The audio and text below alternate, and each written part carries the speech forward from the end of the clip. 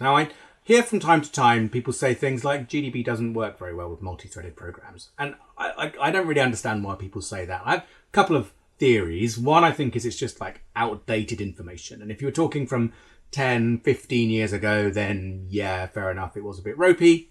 Long since, it's been pretty solid.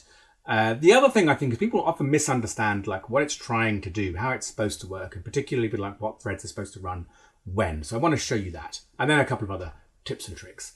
So yeah, let's take a really simple program. And this program just creates 4 threads. Each one runs this looper function, and they just spin around. Each thread is just going to increment to the next letter in the alphabet and print it out. Easiest probably just to show you that. Let's do that. So that's my program.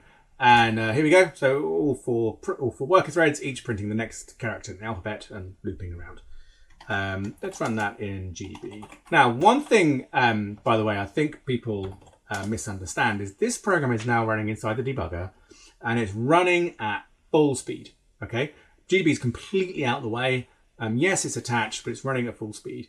The only exceptions to this are if threads are being created and destroyed while the program is running, then that's going to slow down a little bit. GDB is going to get its fingers in and try and monitor that, and that will slow things down slightly.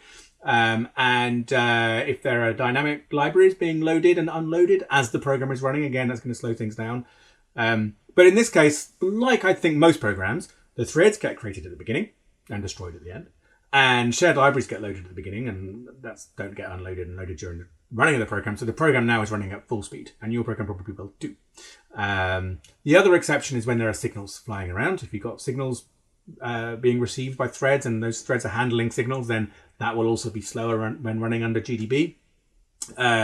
But again, most programs don't do that most of the time. So most programs will run just full speed when running under GDB, which is cool. Right, let's send the signal. Control C at the keyboard is generates a SIGINT. That's how that works. And this is going to go to, it's not actually defined which thread is going to receive the SIGINT, though in practice, usually thread 1 will. Info threads, you probably know about this. But let's just look about what we're actually seeing here. So we've got threads 1, 2, 3, 4, 5. This is the ID, this is the GDB ID of the thread. And the asterisk here tells me that thread 1 is the selected thread. That's the thread GDB is currently looking at. So if I do backtrace, that's the backtrace of thread 1.